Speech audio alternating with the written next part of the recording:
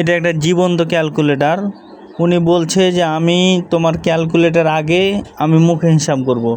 তো দেখা যাক সে পারে কি না। তা আমি ওকে প্রশ্ন ধরবো যে কত টাকা মন হলে কত টাকা কেজি হয়, কত টাকা কেজি হলে কত টাকা শ হয়। তো দেখা যাক পারে কি না, আপনারা দেখুন। 1600 টাকা মন হলে কত টাকা কেজি হয়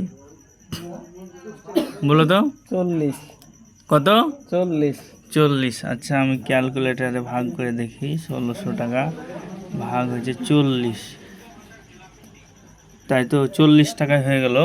দেখ, জীবন্ত ক্যালকুলেটর অসম্ভব কথা। তো যাই হোক, আর একটা প্রশ্ন করি। 1300 টাকা মন হলে কত টাকা কেজি হয়? 32.5। কত? 32.5। আরে বাইশ রে বাইশ রে বাইশ রে, দেখি তো ক্যালকুলেটারে আমি দেখি। 1300 টাকা ভাগ 40, 32, 32.5 টাকা হয় কিনা দেখি তো। 32.5 টাকা হয়ে গেছে। সেম, মানে আমার ক্যালকুলেটারের হিসাব করার আগেই সে বলে দিতে পারছে। আর 2000 টাকা মন হলে কত টাকা কেজি হয়? 50। 50। তো 2000 টাকা মন হিসাব করলাম, 2000 টাকা ভাগ হচ্ছে 40, এই যে 50 টাকা হয়ে গেছে। ওর জীবন্ত ক্যালকুলেটর, মানে ক্যালকুলেটর আগে আগে বলে দেবে, ক্যালকুলেটরের আগে বলে দেবে। তো তোমার নাম কি? ইসমাইল।